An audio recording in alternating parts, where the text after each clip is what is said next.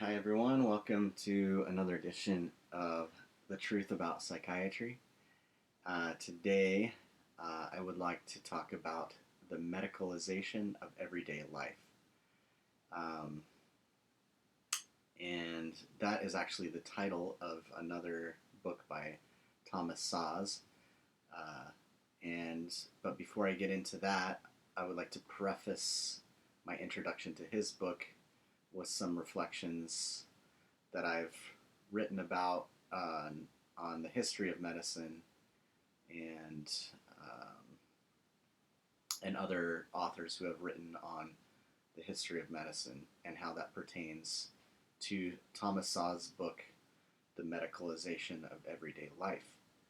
I am a little bit impaired today.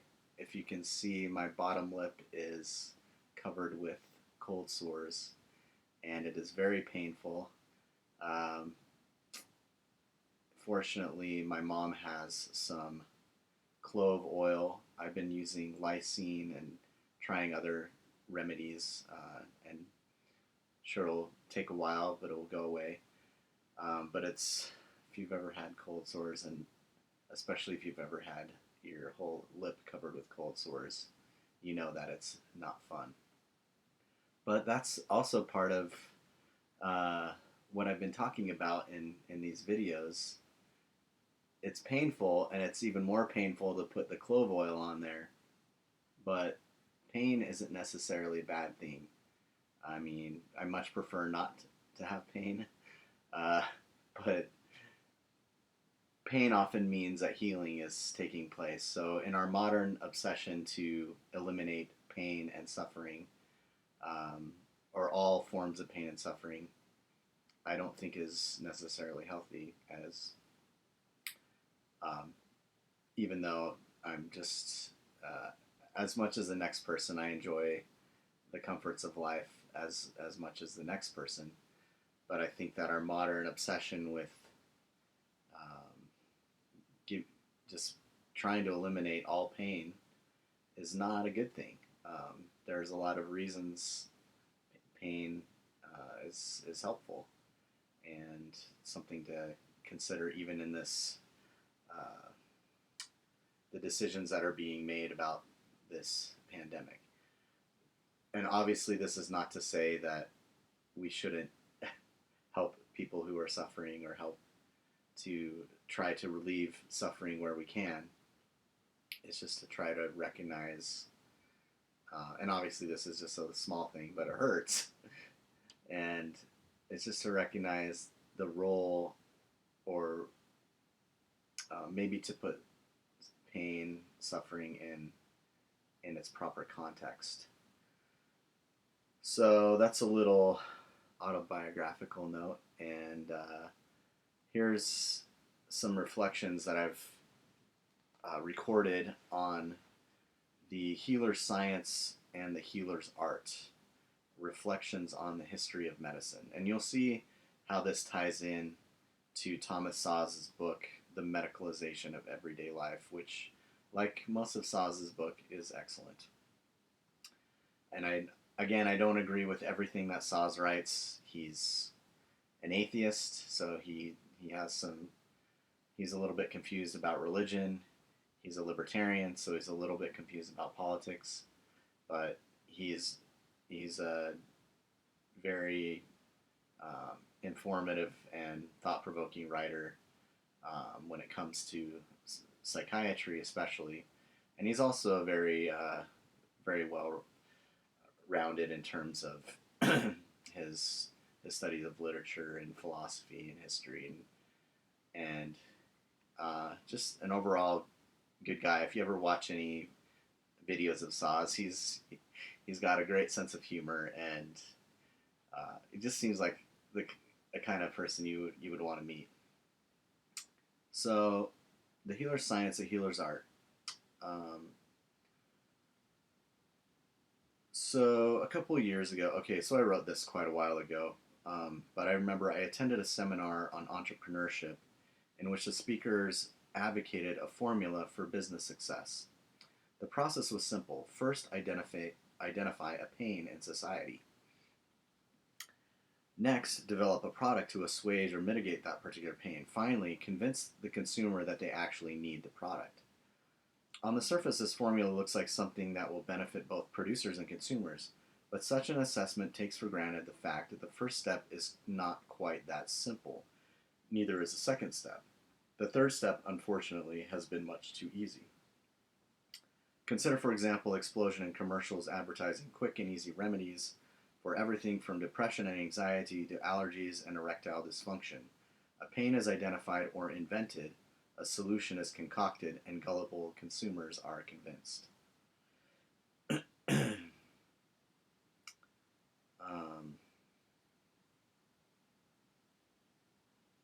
But has the real pain actually been identified?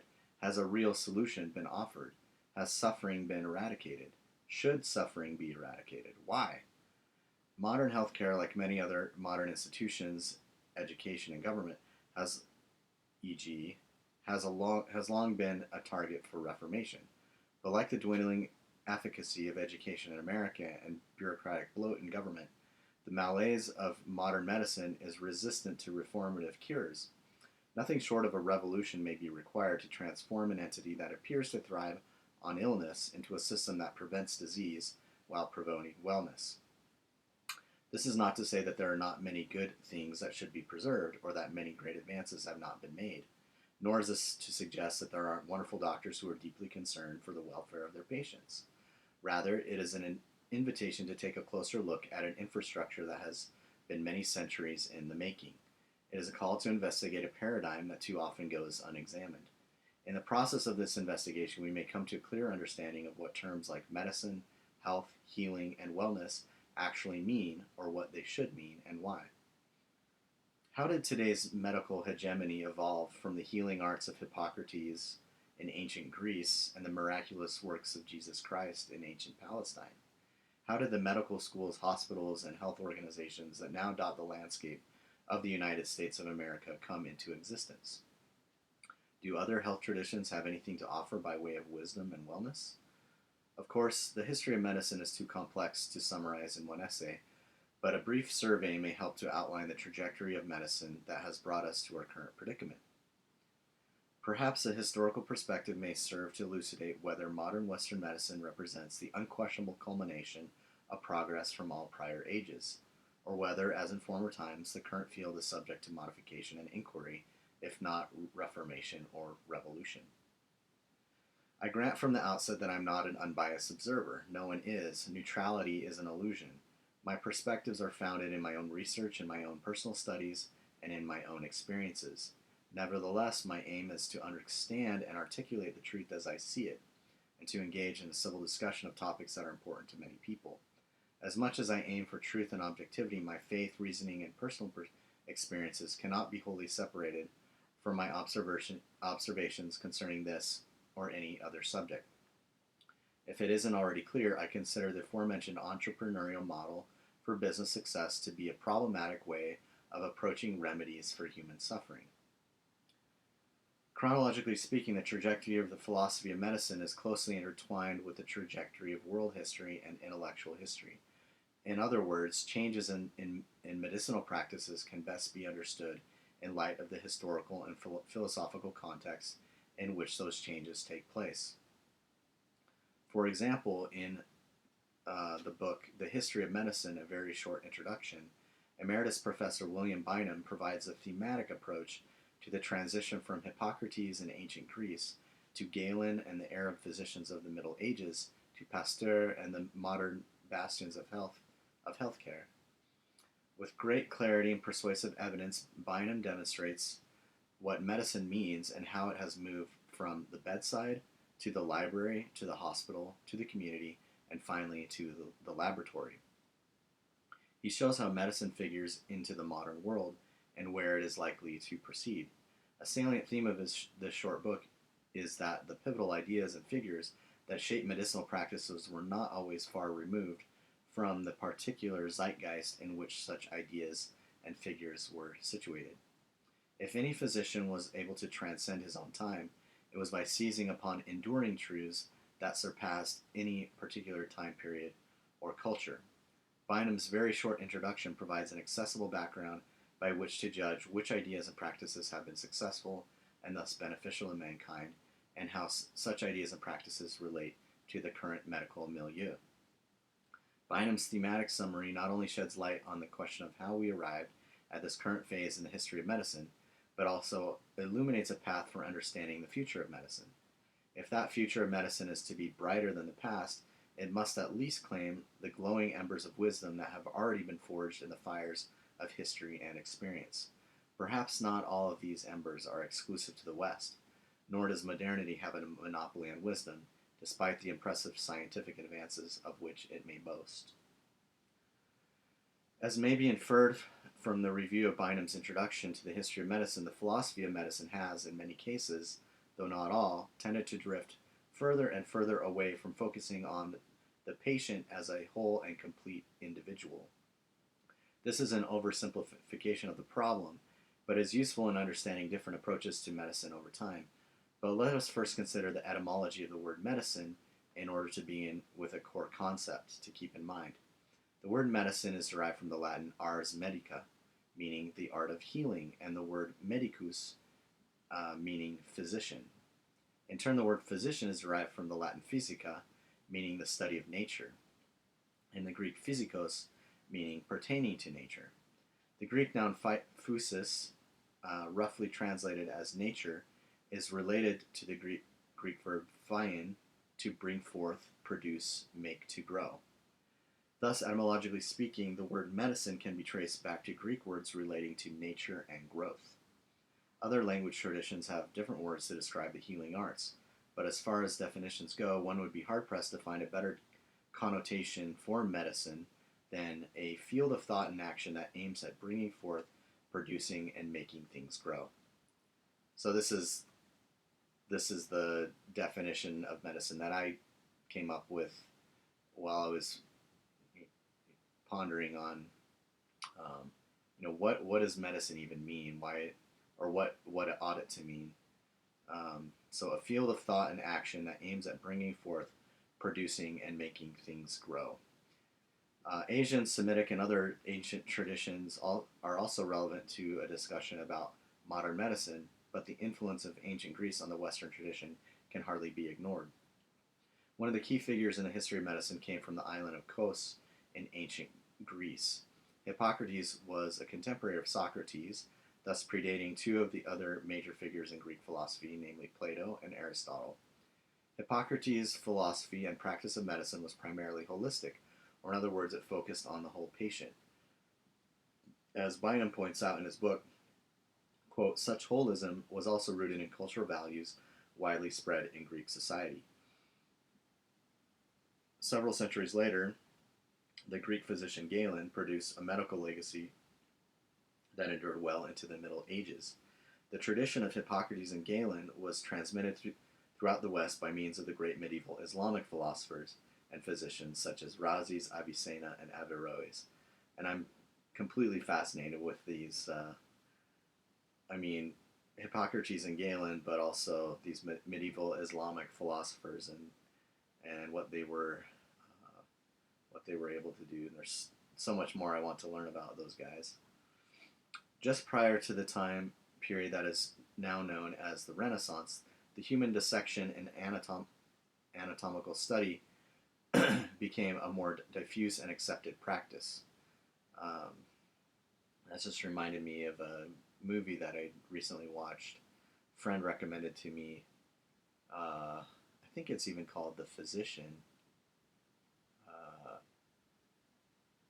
which talks about this time period when the study of anatomy shifted from just speculation to actual observation of real human bodies. The wonders of the human body that Hippocrates and Galen could only have guessed at were now subject to scrutiny and open display. The invention of the printing press served to expand such knowledge even further. It was also during this time period that chemistry and physics, with the help of such eccentrics as Paracelsus, gained a greater foothold in the field of medicine. And this Paracelsus guy, I've read a little bit about him and some of excerpts of his work, and he was a real interesting dude.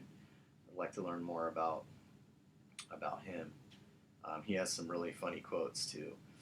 Uh, our modern concept of a hospital, however, really began to emerge out of the medical revolution that came in the wake of the French Revolution, 1789.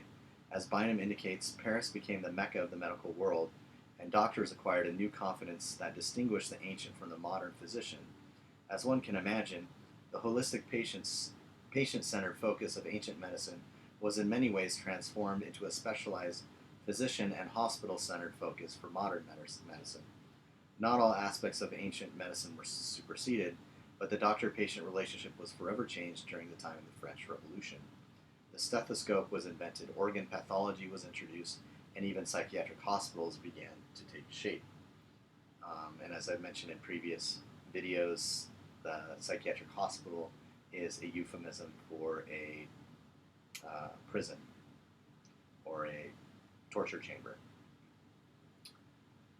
The Enlightenment saw the expansion of medicine to include public health, managing diseases and epidemics on a large scale, and a new breed of medical heroes such as Louis Pasteur.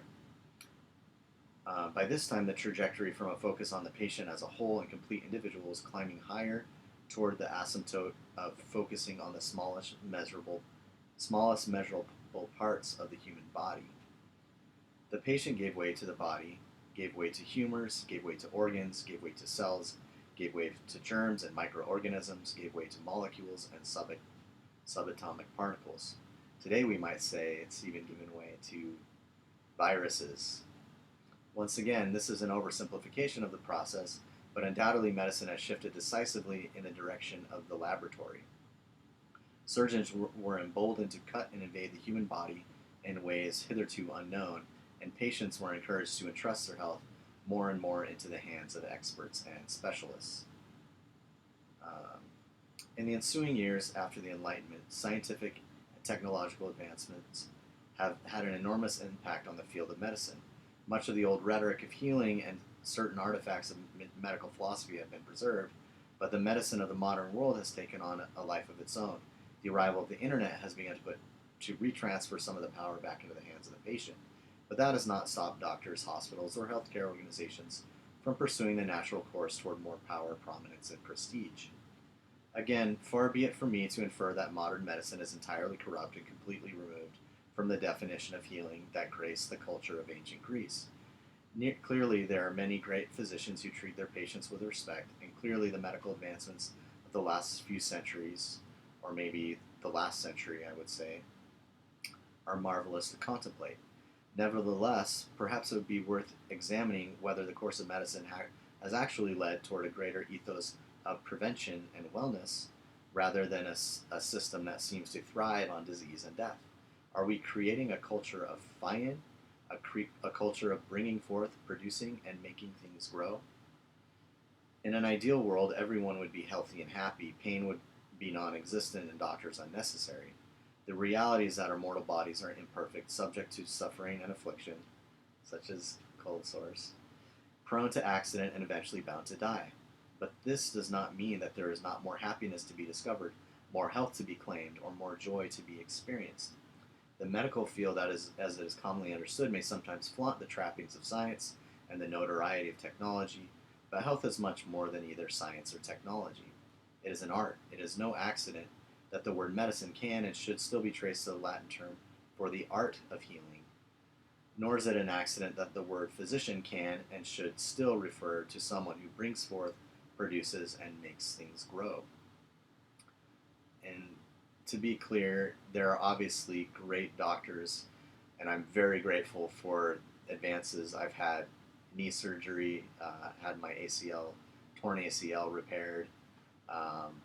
The dental work that I've been blessed to have, broken bones that have been set. I've broken my right arm twice and I think my left arm once.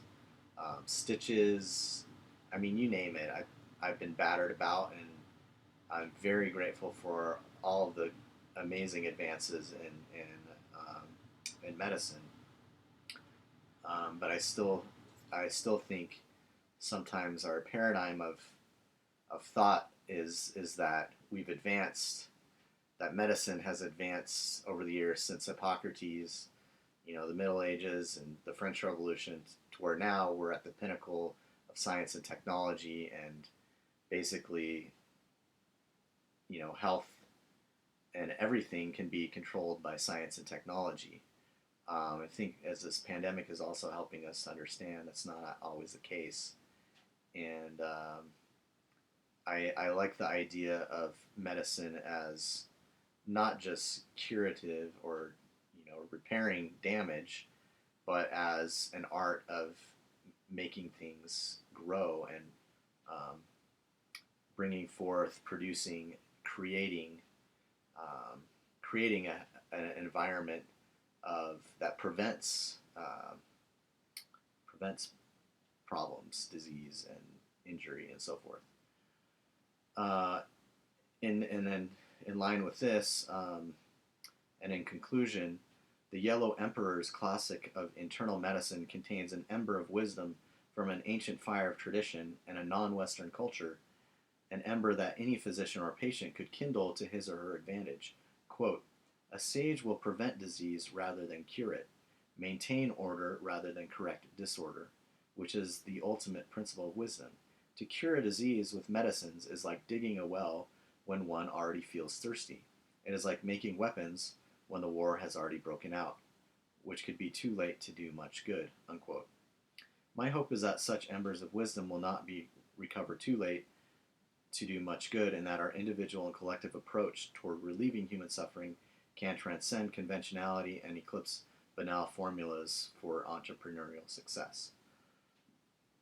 So those are some of my reflections on the healer's science, the healer's art, reflections on the history of medicine, and I will share a link to that on the at the bottom of this video. And in connection with these reflections on the history of medicine, there are a couple of books that I want to recommend. Actually, maybe 3 books today we'll talk about. One is Bad Medicine by David Wooton, subtitled Doctors Doing Harm Since Hippocrates. Another is Bad Pharma, How Drug Companies Mislead Doctors and Harm Patients by Ben Goldacre. And obviously, we're going to talk about Thomas Szasz, The Medicalization of Everyday Life. So, just briefly, these books, Bad Medicine. This is actually a book that I read in graduate school while I was doing research on Jean-Jacques Rousseau, the citizen of Geneva, the political philosopher. And this book, this book is I would recommend to all of these books I would recommend to any first-year medical students. In my essay on this book, my review, I say, certainly every current or future doctor ought to read Wooton's History of Medicine, but so too should every current or future patient. Why should the common man be less informed than the person to whom he entrusts his health? Let's see what I want to pick out from this. It's actually pretty short, so I'm going to read and comment as I see fit. Wooton's basic thesis in Bad Medicine is that from ancient Greece to the middle of the 20th century, doctors have generally done more harm than good to their patients. Wooton's subject, so he informs us, is, quote, bad medicine that was honestly believed to be good medicine. As radical as it may seem, I suggest that Wooton's thesis is not radical enough. He correctly argues that practices such as bloodletting, emetics, and unsanitary operations have always caused harm to patients, but he fails to take into account how his thesis might apply to modern medicine. He rightly applauds advancements in medicine that have eradicated disease, increased life expectancy, and decreased mortality rates, but he fails to consider the ways in which modern medicine has caused just as much, if not more, harm as the bad medicine that he criticizes. In sum, Wooton's thesis depends upon a definition of history and of medicine that inadequately acknowledges the place of justice or natural right in history. Wooton contends that for, quote, 2,400 years, patients have believed that doctors were doing them good, and that for 2,300 years they were wrong. In other words, according to Wooton, only in the past century has a revolution in medicine made it possible for doctors to do more good than harm. And I mentioned a few good things, and obviously there are many, many more good things, especially in the last century. Wooton traces the history of medicine from the tradition of Hippocrates and Galen to the postponed revolution of Vesalius and Harvey, to the birth of modern medicine, the clinic, the laboratory, and figures such as John Snow, Joseph Lister, Alexander Fleming, Dahl, and Bradford Hill. Wooton's Bad Medicine is a thorough and meticulous account of the people and the ideas that shaped the course of medical history, and his research on these matters is valuable. Wooton does not want the reader to be misled by the title of his book. Quote, "This is neither an attack on the medical profession nor an indictment of modern medicine. When I was young, doctors twice saved my life. I have scars to prove it. More recently, a plastic surgeon performed a wonderful operation on my right hand, on which I had lost the use of 2 fingers. I'm all in favor of good medicine, but the subject of good medicine is inseparable from the subject of bad medicine. To think about one, you need to be able to think about the other. And of the 2 subjects, bad medicine is both the less explored and by far the larger." Although Wooton's assessment of that which constitutes good and bad medicine is inadequate, he makes and repeatedly emphasizes an important point. Quote, "Most readers will be surprised to discover just how limited the achievements of modern medicine are." And I think this is such an interesting point. I mean, as I'm telling you, recounting this history of medicine, I'm thinking of all the good things that I remember when I was a teenager that I cut my foot on a shell in North Carolina, and I was bleeding out of the bottom of my foot, and it was very painful, and it was painful to get an anesthetic shot into the bottom of my foot. I remember how painful that was, but it's still amazing that the doctors were able to do that and to stitch it right up, and eventually it healed just fine.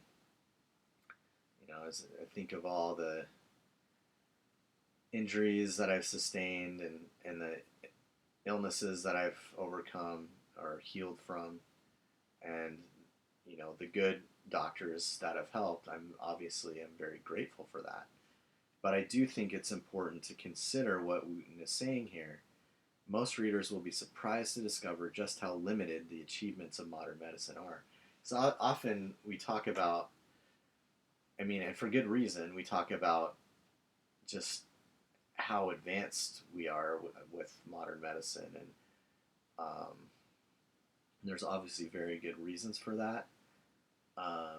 But I think that discussion often obscures the thousands of years before that and what happened, and also the bad medicine that's in opposition to the good medicine. We need to be aware of both. Toward the end of his book, Wooton reiterates this crucial point. Quote, "It is easy to adopt a patronizing attitude to those patients who from 425 BC to 1865 imagined their doctors were doing them good when they were only doing them harm. But we are too credulous. We owe much less to modern medicine than we imagine." As an interesting side note, Wooton asserts that he is concerned only with physical, not with mental disease. The story of psychiatry would require at least a volume to itself. And with the help of Szasz and Burstow and Bregan and Whitaker, we have those volumes. Another interesting side note is that because of her aversion to cutting and dissection, Wooton's daughter decided to study psychiatry. That's unfortunate. David Wooton's book, Bad Medicine, Doctors Doing Harm Since Hippocrates, ought to be required reading not only for every first-year medical student, but for anyone who does not wish to remain credulous. There's a lot more in this book. Highly recommend it. Bad Medicine. Um, the history of medicine is just so fascinating. So many fascinating figures, and I agree on the whole with Wooton that um, you know he he reveals a lot of the barbaric treatments of a medicine throughout the ages, um, and how many people were convinced that doctors were actually doing them good. I just opened to a page on Inyas Semmelweis, the young Hungarian appointed, the young physician, um, and we've talked about Semmelweis in connection with Thomas Szasz. So that's one book, and another that I would recommend is this: Bad Medicine: How Drug Companies Mislead Doctors and Harm Patients. Again, I'm not saying that there aren't good doctors and there isn't good medicine. I'm just saying we need to be a little bit more alert to the reality of bad medicine and bad pharma. Um, this book, uh, I disagree with some of its conclusions, but I recommend it, particularly the final chapter on marketing, because basically Goldacre argues that medicine is broken, um, and if patients and public and even if doctors understood what is actually going on, sometimes they do, sometimes they don't. They Goldacre argues that they would be very upset. He says, "We like to imagine that medicine is based on evidence and that the results of fair tests.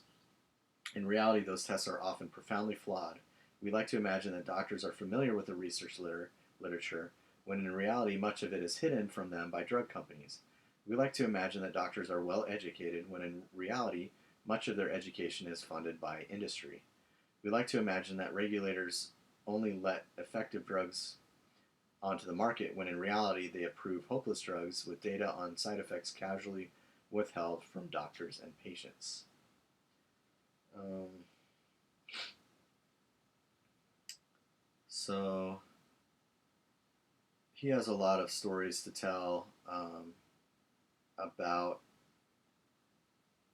drug companies, um, he wants to be clear that he's not a conspiracy theorist. He says drug companies are not withholding the secret to curing cancer, nor are they killing us all with vaccines. Those kind of stories have at best a poetic truth. We all know intuitively from the fragments we've picked up that something is wrong in medicine, but most of us, doctors included, don't know exactly what. So he's obviously he wants to be clear that um, there is good medicine. Um, I'm even more skeptical than he is about even what he has to say about cancer, what he has to say about vaccines. But that would be the subject for another series. This is on the truth about psychiatry, but the history of medicine is connected to the history of psychiatry. Um, so let's see what else from Goldacre's book. Um, Drugs are tested by the people who manufacture them in poorly designed trials on hopelessly small numbers of weird, unrepresented patients, and analyzed using techniques which are flawed by design in such a way that they exaggerate the benefits of treatment. Unsurprisingly, these trials tend to produce results that favor the manufacturer. When trials throw up results that companies don't like, they are perfectly entitled to hide them from doctors and patients, so we only ever see a distorted picture of any drug's true effects. This is especially true, I think, of psychotropic drugs and the pharmaceutical industry's production of those drugs.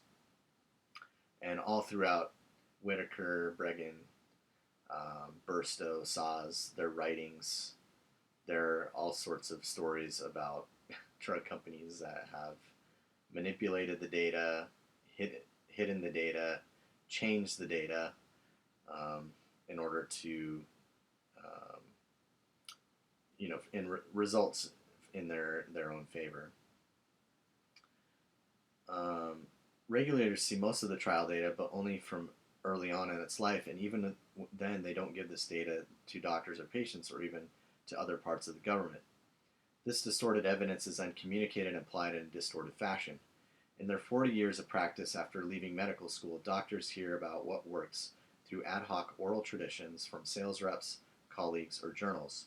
But those colleagues can be in the pay of drug companies, often undisclosed, and the journals are too.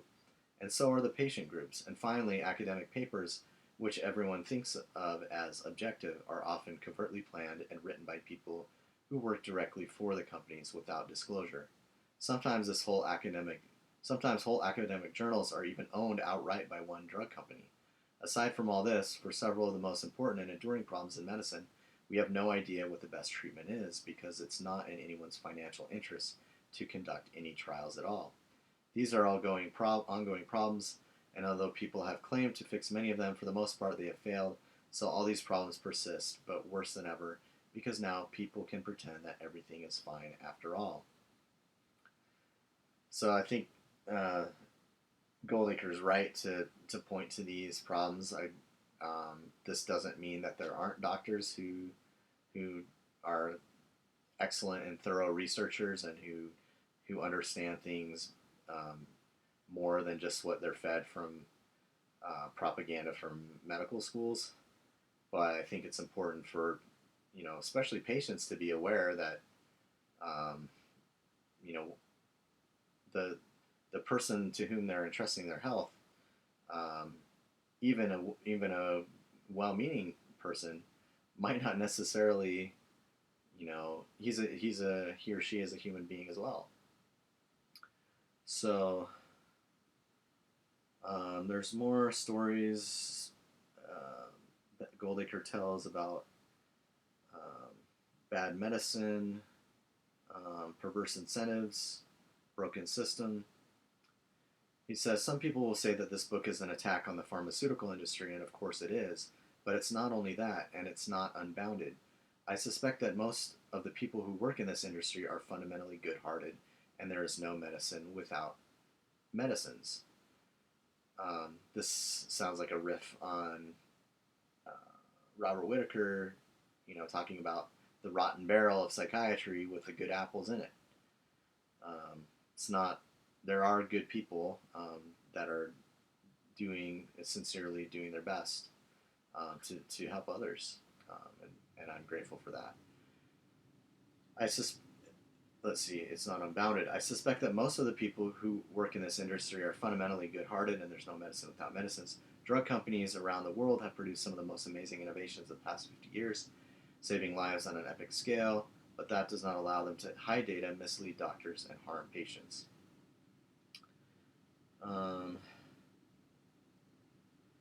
Talks about doctors being embarrassed by pharmaceutical companies.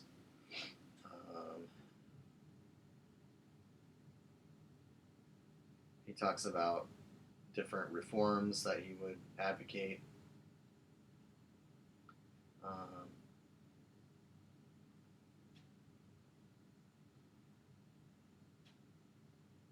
and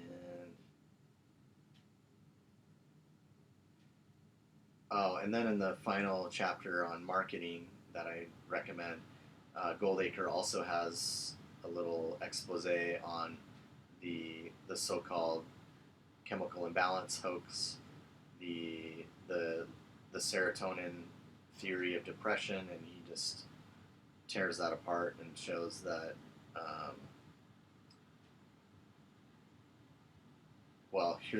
Here's a statement. The story of the serotonin hypothesis for depression and its enthusiastic promotion by drug companies is part of a wider process that has been called disease mongering or medicalization, where diagnostic categories are widened, the whole new diagnoses are invented, and normal variants of human experience are pathologized so they can be treated with pills. And this last statement ties in perfectly with the book that I now want to talk about, which is Thomas Szasz, The Medicalization of Everyday Life.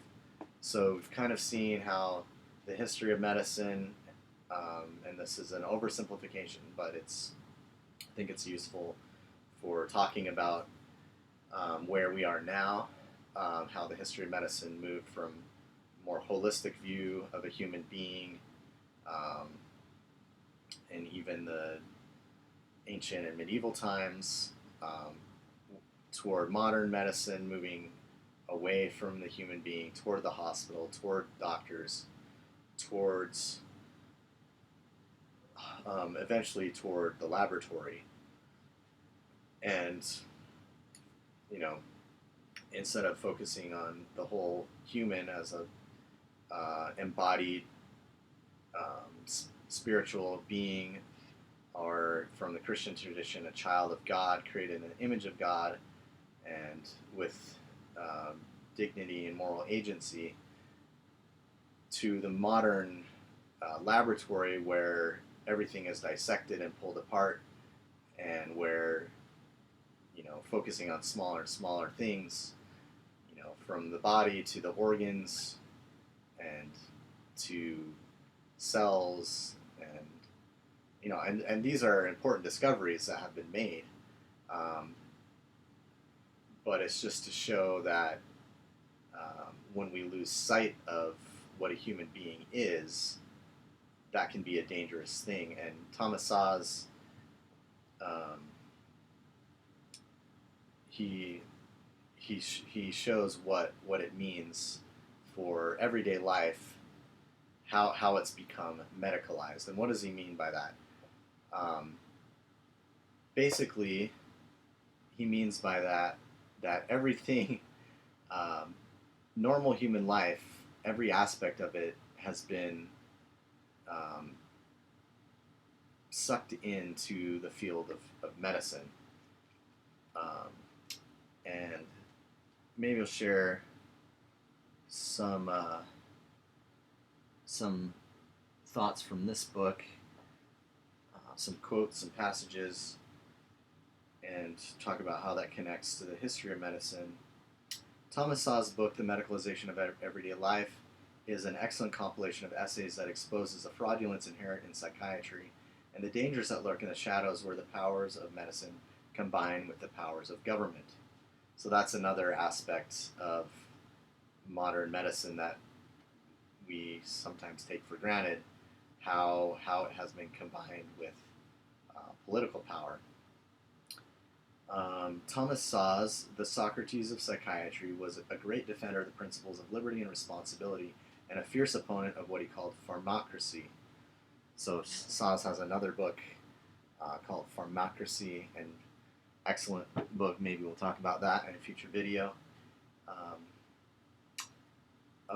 He's an opponent of pharmacracy and the therapeutic state. This is a key point, a key concept in Szasz. He's always talking about the therapeutic state, how medicine has replaced religion and combined with the state in a new tyrannical way. Each one of the 16 chapters in this book will challenge the most able mind to consider more carefully the nature of medicine and the state. Szasz bases his critique of psychiatry and the medicalization of everyday life on the distinction between real and metaphorical diseases. One of the most treacherous problems in our contemporary culture is that metaphorical diseases, often referred to as mental illness, are assumed to be and treated as if they were real diseases. When government adds its might to the power of corrupt medicine, the force behind such metaphors becomes almost indomitable. Nevertheless, Szasz's effort to separate myth from reality, metaphor from fact, and medicalization from medicine reveal the strength of truth and common sense. Szasz's passionate prose and lucid prose is also a delight to read. The essay titles in The Medicalization of Everyday Life capture the essence of this prose. Quote, mental illness, a metaphorical disease. Mental illness, the new phlogiston. Might makes the metaphor. Diagnosis from description to prescription. Diagnoses are not diseases. The existential identity thief. Defining disease. The origin of psychiatry. Coercion as cure. Hysteria as language. Routine neonatal circumcision, a medical ritual. The fatal temptation, drug control and suicide. Pedophilia therapy. Psychiatry's war on criminal responsibility. Killing as therapy, the case of Terry Schiavo. Peter Singer's Ethics of Medicalization, and Pharmacracy, the New Despotism. I wholeheartedly agree with Jeffrey R. Zeig's brief appraisal of Szasz's work. Quote, it takes an iconoclast with temerity and acumen to illuminate how unexamined myths and metaphors insidiously determine prevailing norms, norms considered unassailable and sacrosanct by the established medical legal system. For decades, Thomas Szasz has publicly challenged the excesses that obscure reason. The Medicalization of Everyday Life offers a no-nonsense perspective on contemporary dogma, required reading for all professionals in healthcare fields and all those who are subject to their unwitting prejudices. So that's a little introduction to Medicalization of Everyday Life. And it's a collection of essays, and they're on a wide variety of topics, as you can see. We won't talk about all of them, but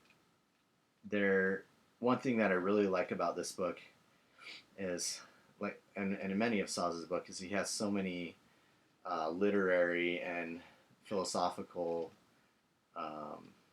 allusions, and he just pulls from such a wide variety of sources to support his thesis. And let's see here if there's anything. I'll just start with the preface. Quote, when I use medical terms such as diagnosis, disease, and treatment in reference to psychiatry or psychoanalysis, it is with the understanding that we are not dealing with real, literal diagnoses, diseases, or treatments. We are dealing with the metaphorical uses of these terms. However, this medicalized idiom is such an integral part of our contemporary culture that the terms are accepted on face value as literal diagnoses. Offensive, insulting, indeed, it is socially improper, embarrassing, offensive, insulting to reassert their more metaphorical character. Still worse is calling attention to the practical, legal, and medical consequences that follow, linguistically and logically, from identifying and treating non-diseases as diseases. My writings about mental illness and psychiatry reflect my insistence on making this simple but fundamental distinction.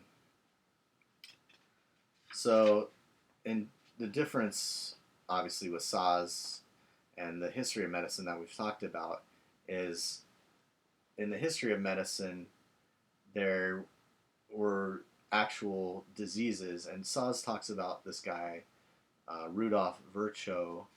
I think we'll counter him later in this book, where the notion of disease is connected to a biological, physical, observable reality, and not just a metaphor.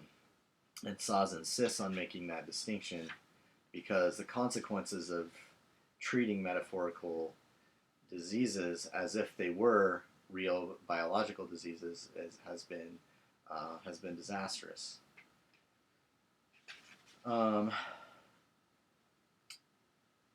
So Szasz's quotes in his introduction. He quotes a guy named Jim Windoff, the executive editor of the New York Observer. He has an interesting statement here. Quote, the experts won't be satisfied until every last American is suffering from some kind of disease or disorder or syndrome. If you add together all the numbers compiled in the U.S. by all the institutes, the councils, the foundations, the PhDs, and the authors, you come up with one sorry statistical portrait of a nation. With another new quantifiable disorder or two, everybody in America will be officially nuts. And I like that assessment of the expansion of the so-called diagnostic categories. This is what Szasz's means by the medicalization of everyday life. You can't go out your door without, encountering some sort of medicalization of whatever you're doing. And Szasz's quotes Molière. He quotes Chekhov, Anton Chekhov. in his book. Let's see, is this, yeah, Ward Number 6. This is uh, a great book that belongs in the anti-psychiatry canon. Andrew Chekhov's Ward Number 6. Here's a quote from it. "You ask me what is to be done. The best thing to do in your situation is to escape from here. But regrettably, that is useless. You will be detained. When society fences itself off from criminals, psychopaths, and people who are generally embarrassing, it is insuperable. There is but one thing left for you, to find reassurance in the thought that your staying here is necessary. Since prisons and madhouses exist, why is somebody as bound to sit in them? If not you, then I. If not I, some third person. Bide your time. When in the distant future prisons and madhouses will have gone out of existence, there will be no more bars on windows nor hospital robes. Of course, sooner or later, such a time will come."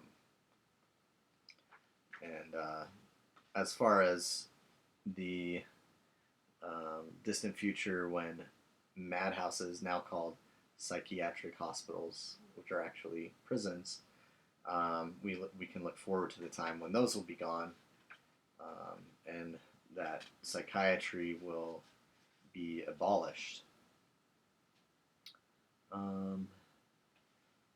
So that's a little something from the introduction.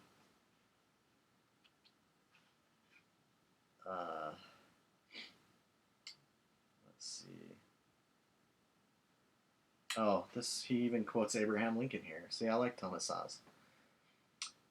"It is also obvious that the self-styled psychiatric educators never mention two major risks inherent in every professional contact between an individual and a psychiatrist, namely stigmatization by diagnosis and loss of liberty by forced psychiatric hospitalization. Why do the promoters of medicalization, that is, psychiatric slavery, regularly fail to mention its potential downside?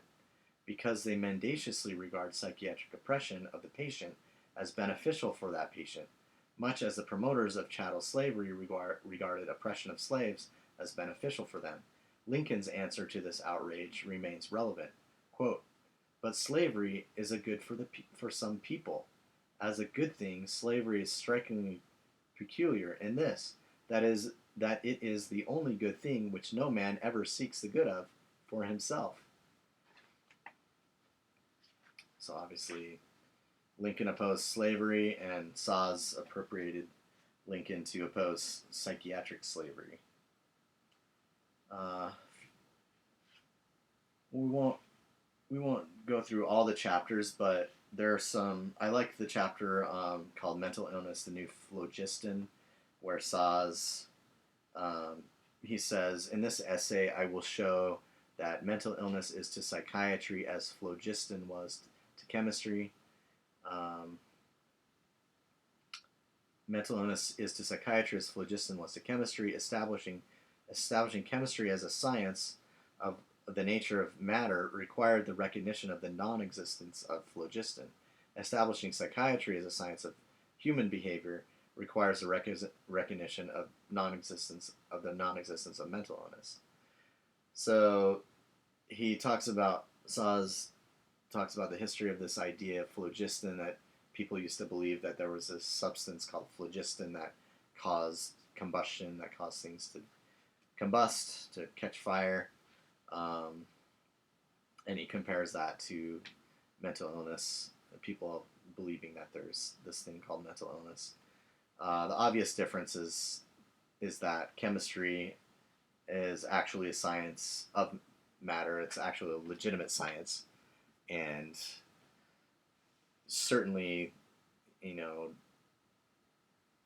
phlogiston is an interesting concept, but now that no one believes in phlogiston, that chemistry is still an actual science. Whereas even if mental illness were to be exposed for the myth that it is, I don't think it would help. And it wouldn't make psychiatry, it wouldn't turn it into a science. Plus, it's questionable whether, it's debatable whether human behavior can be reduced to a science.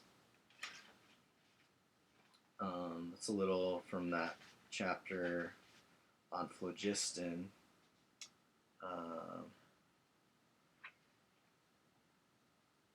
Let's see.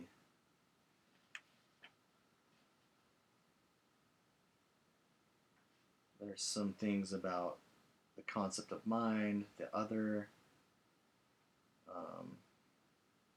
Plato. Oh, here's a little bit on Rudolf Virchow. Rudolf Virchow, whose definition of disease as a disturbance in the structure or function of cells, tissues, and organs, became the basis of classical nosology. And nosology is just the, I guess, the science of diagnosis. So that's somewhat important in Szasz's understanding of diagnosis of nosology, of disease. Virchowian nosology was an offspring of 19th century science and the free market. Except for psychiatry and public health, medicine was then economically and politically independent of the state. Today, the definitions of disease and treatment are controlled by a monopolistic alliance of medicine and the state. Healthcare is viewed as an entitlement, and physicians endorsing neuromythological fantasies about mental illnesses join the mindless political chatter about non-existent market forces in medicine. In short, we are in the process of replacing the classic empirical pathological criteria of disease with new political economic criteria of it. Current nosology no longer encodes the objectively verifiable condition of patients' bodies. Instead, it reflects the attitudes of their family and society to their idleness, lack of productivity, and dependence, and their family's justifications for the interventions they want politicians to legitimize, and psychiatrists to impose upon them as therapy. So that's all part of Szasz's understanding of the therapeutic state. In the chapter "Diagnoses Are Not Diseases," Szasz writes, "Psychiatry is, among other things, the institutionalized denial of the tragic nature of life. Individuals who want to reject the reality of free will and responsibility can thus medicalize life and entrust its management to health professionals." I like that. Psychiatry is, among other things, the institutionalized denial of the tragic nature of life. Just spot on. For the better part of 3 centuries, the idea that every phenomenon named a mental illness will prove to be a bona fide brain disease was a hypothesis that could be supported or opposed. However, after the 1960s, this hypothesis became increasingly accepted as a scientific fact, like the spherical shape of the Earth. Of course, this is still physically possible. It is still physically possible and legally permissible to say that mental illnesses do not exist.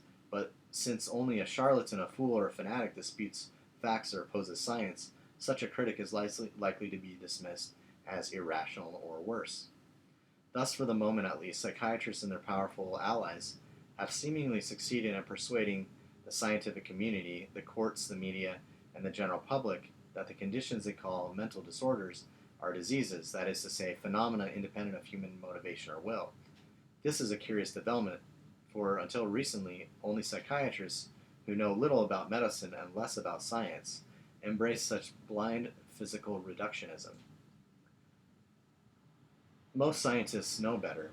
Michael Polanyi remarks, I have a Polanyi book right here I still need to read. One of my former roommates recommended to me.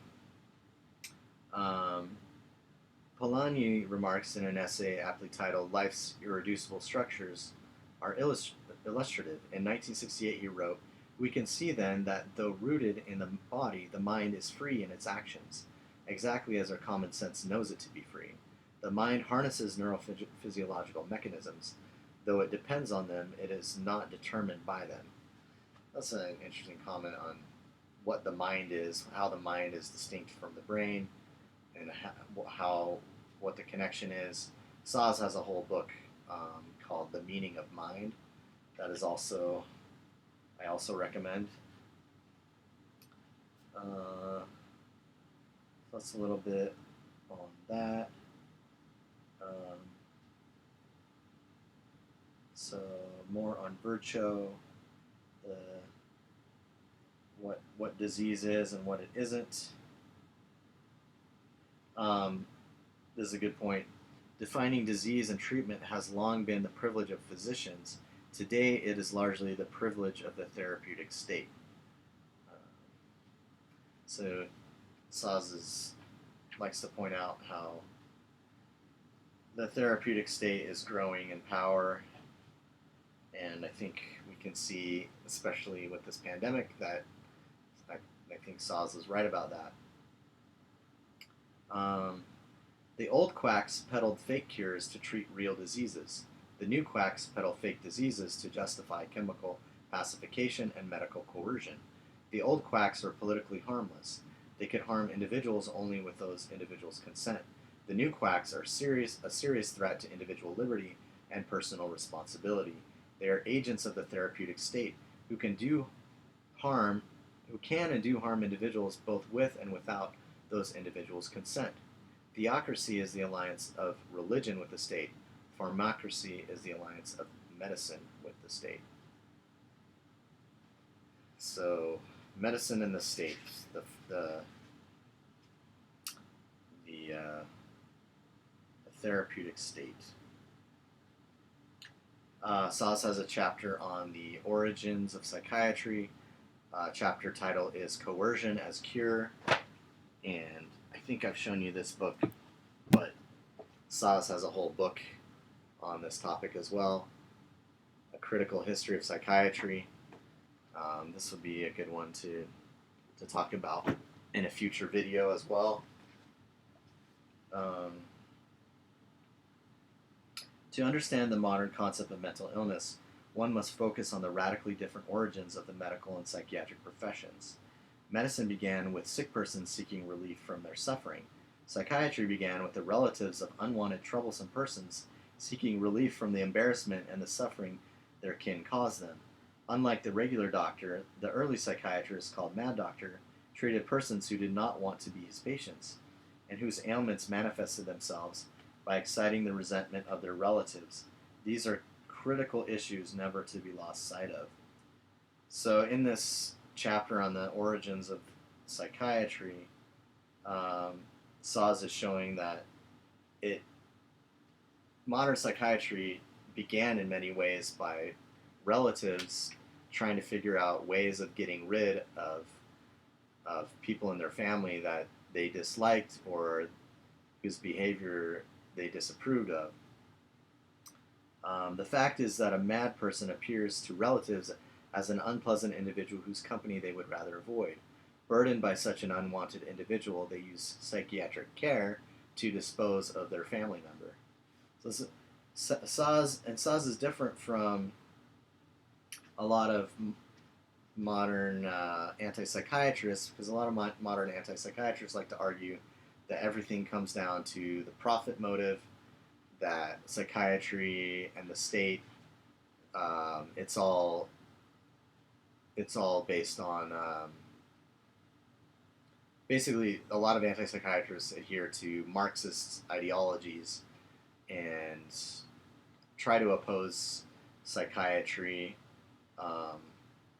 as this system that, is a system of oppression, especially to the poor and to minorities and so forth and so on, which it is, but what Szasz points out is that's not how modern psychiatry began.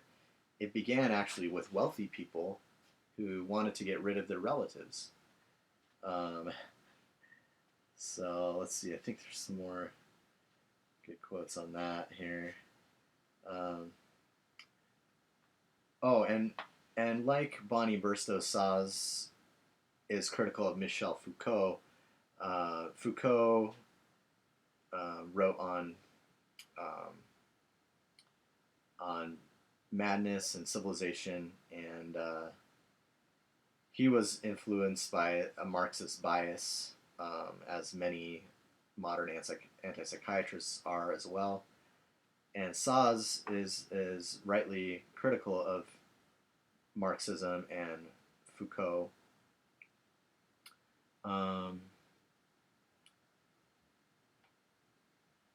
Let's see.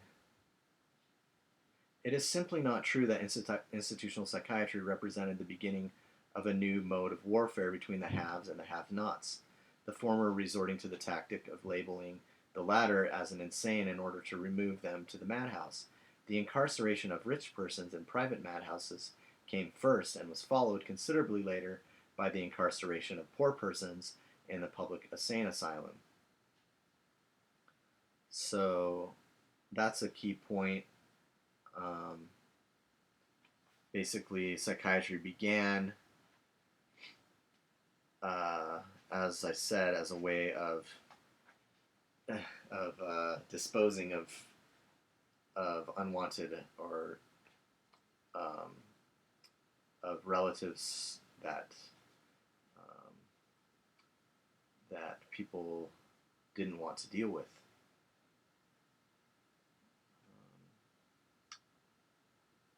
Let's see. But it was also a capitalist enterprise. There was a profit motive, and Szasz talks about how that evolved, and I'm sure he talks about it more thoroughly in his book, Coercion as Cure. He even has a passage from Daniel Defoe, the author of Robinson Crusoe. So Daniel Defoe was an early opponent of psychiatry and so-called madhouses. So that's good. Jonathan Swift. Lots of literary examples given in this book. Nathaniel Hawthorne, the Scarlet Letter. There's a great passage in there that Szasz quotes, and I'll share it because it's a great book. Quote, "No, not to thee, not to an earthly physician," cried Mr. Dimsdale, "not to thee, but if it be the soul's disease, then do I commit myself to the one physician of the soul. But who art thou, that meddlest in this matter, that dares thrust himself between the sufferer and his God?" Lots of literary allusions. Has a whole chapter on hysteria and Freud. Chapter 10 is interesting. It's all about neonatal circumcision. The other day I saw a friend on Facebook posting some article in opposition to circumcision, and this is just interesting. A lot of stuff I had never thought about that went into like how did circumcision and giving birth, how were they transformed? How were they appropriated by the medical community? Like, that's an interesting history that I hadn't thought about before. I just assumed, like, yeah, doctors take care of circumcision, they take care of obstetrics and childbirth and so forth. That's just how it's always been, right? No, it's not. And this chapter is enlightening on that topic. Whole chapter on drug control and suicide. And Szasz, I think he's a little bit too libertarian when it comes to drugs and suicide. And I disagree with him about some things he has to say about both. But I think he raises good questions. More on therapy, psychiatry's war on criminal responsibility. Maybe just a couple more passages here. There's a whole chapter on killing as therapy. The story of, I think it's the case of Terry Schiavo, or Schiavo, however they pronounce it, if you remember that story from a few years back. But this is important because I would like to share from this, because Szasz ties in the history of Nazism with the history of psychiatry. Enlisting physicians in the task of killing people, whether patients or enemies of the state, is not a new idea. The fact that the Hippocratic Oath, prohibits medical killing suggests that physicians and their superiors must have found it a temptation. The practice seems to have started in Rome under Nero, who would send, quote, doctors who hesitated to execute his order to commit suicide, instructing them to treat the victims, for thus the lethal incision was called. The guillotine and the gas chamber were developed by medical doctors. The Nazi medical holocaust was an unabashed euthanasia program planned and carried out by physicians. And there's another part, he's quoting Edmund Burke, making fun of Rousseau, and Peter Singer. There's another part where he talks about the connection between Nazism and psychiatry, which I think is worth noting. Let's see. A little bit more on suffering and why it's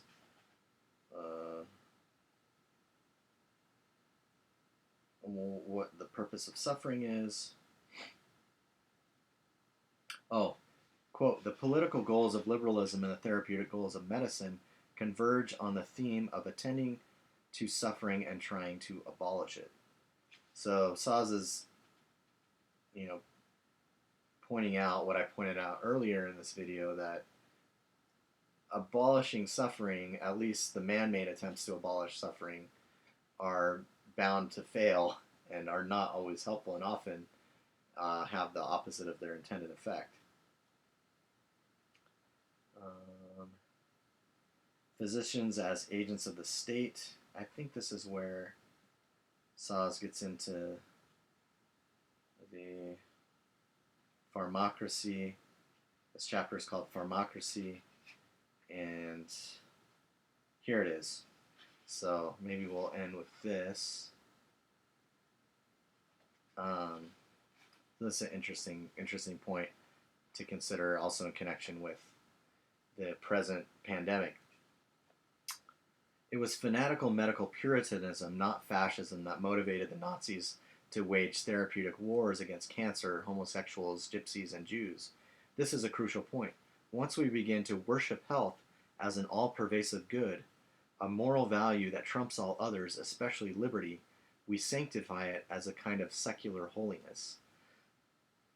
I think Szasz is really onto something here. He was seeing that the worship of health, when health becomes the highest goal and it's trumping even liberty or even virtue or any other good, then it becomes tyrannical. It becomes a kind of secular holiness. It becomes a sort of religion, and that, Thomas Szasz has a whole book on that as well, the theology of medicine, how it's become its own sort of religion. And there's a lot that we could talk about that. Hitler and his entourage were health fanatics, obsessed with cleanliness and with killing bugs, the latter category including unwanted people, especially mental patients. Hitler neither drank nor smoked and was a vegetarian. Preoccupied with the fear of illness and the welfare of animals, he could not tolerate the idea of animals being killed for human consumption. After Hitler became Chancellor, Reich Marshal Hermann Göring announced an end to the unbearable torture and suffering in animal experiments. And this is horrible, and obviously the, animals being tortured and killed is a horrible thing. And I've noticed friends sharing videos, and, obviously very tender-hearted and kind-hearted people who love animals object to that, and for good reason. But here we have Hitler and his colleagues, Hitler and his henchmen, who were, while they're, slaughtering millions of innocent people, they're also, at the same time, very concerned about animal rights. The medical mass murder of mental patients went hand in hand with the prohibition of vivisection, which was declared a capital offense. The fact that the Nazi public health ethic demanded not only respect for the health of the greatest number of Aryans, but also for the health of animals except bugs, illustrates the connection between the love of pharmacracy and animal rights on the one hand, and the loathing of human rights and the lives of imperfect persons on the other hand, as the writings of bioethicist Peter Singer illustrated. Instead of viewing the Nazi experience with medicalized politics as a cautionary tale, illuminating the dangers lurking in the alliance between medicine and the state, Proctor uses it to speculate about what the Nazi war on cancer tells us about the nature of fascism. He arrives at the comforting conclusion that the Nazi analogy is pretty marginal to contemporary discussions about euthanasia. So this is kind of getting off on another topic, but our future liberty and health as well may depend on whether we dismiss the analogy between pharmacracy and Nazi Germany and pharmacracy in contemporary America as pretty marginal, which, as Proctor believes we should, or whether, as I suggest, we view it as of the utmost relevance and treat it accordingly. So that was an interesting connection on psychiatry and Nazi Germany. We saw the connection to autism and Nazi Austria and Vienna. Let's see. Oh, this is good. America's drift toward pharmacracy has not escaped the attention of some perceptive social commentators. Our politicians, observe Andrew Ferguson, are transcending politics. How is it that politicians who for years promised to keep government out of our bedrooms now see fit to invite their way into our souls? They have cast themselves as empaths. Soul fixing is their job. Their bet is that America today wants a therapist in chief. Indeed, Americans want a therapist in chief who is both a physician and a priest, an authority that will protect them from having to assume responsibility not only for their own health care, but also for their behaviors that make them ill, literally or figuratively. Pandering to this passion, politicians assure people that they have a right to health and that their maladies are no-fault diseases, promise them a patient's bill of rights, and an America free of cancer, free of drugs, and stupefy them with inexhaustible torrent of mind-altering prescription drugs and mind-numbing anti-disease, anti-drug propaganda, as if everyone could be for illness or drug abuse. Formerly, people rushed to embrace totalitarian states. Now they rush to embrace the therapeutic state. By the time they discover that the therapeutic state is about tyranny, not therapy, it will be too late. So that's an introduction to Thomas Szasz, The Medicalization of Everyday Life. And the therapist in chief, I just couldn't help but think of, as we're watching this pandemic unfold, how so much trust in experts, how we're so eager to listen to Anthony Fauci and our virologists and our epidemiologists, and not to say that there isn't good science that we should take into consideration, but we seem to, as we're like these frogs in a pot that's the waters starts as tepid and it starts gradually boiling.